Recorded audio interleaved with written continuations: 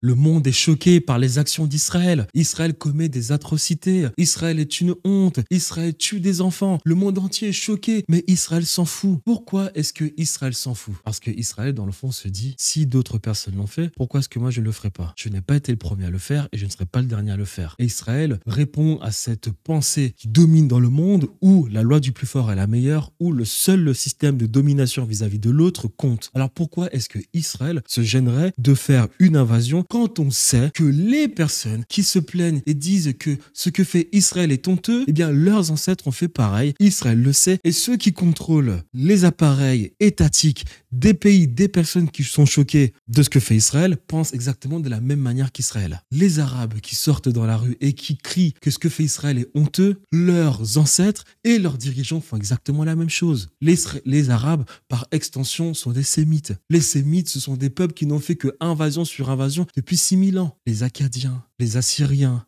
les Babyloniens, les Mitanniens, les Amorites, invasion sur invasion, jusqu'aux Arabes et l'islam. Et aujourd'hui, toujours des invasions au Soudan. Le pays est déstabilisé. Les dirigeants de ces pays arabes payent pour qu'on déstabilise le Soudan car ils doivent s'assurer qu'il y a des terres qu'ils peuvent cultiver pour avoir de la nourriture afin qu'ils soient bien nourris dans leur pays. Donc les Arabes qui eux sont choqués par ce que fait Israël, eh bien les dirigeants font exactement la même chose et puis les ancêtres de ces personnes ont fait la même chose. Aujourd'hui les Arabes pensent qu'ils sont autochtones d'Afrique du Nord et du Moyen-Orient alors que non.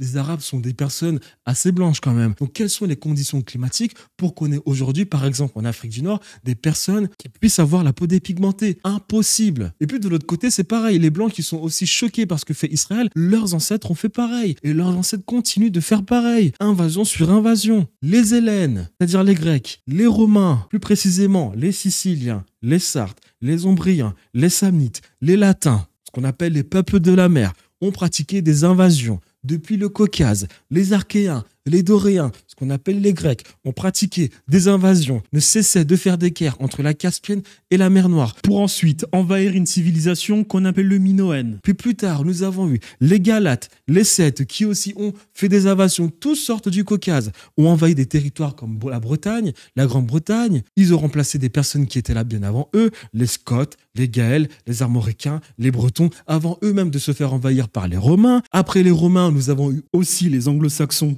qui ont envahi ces territoires. À la chute de l'Empire romain, nous n'avons eu que invasion sur invasion. Les Germaniques sont arrivés, se sont mis à envahir tous les territoires, jusqu'en Afrique du Nord, les Vandales, les Visigoths en Espagne, les Ostrogoths en Italie, les Francs en France.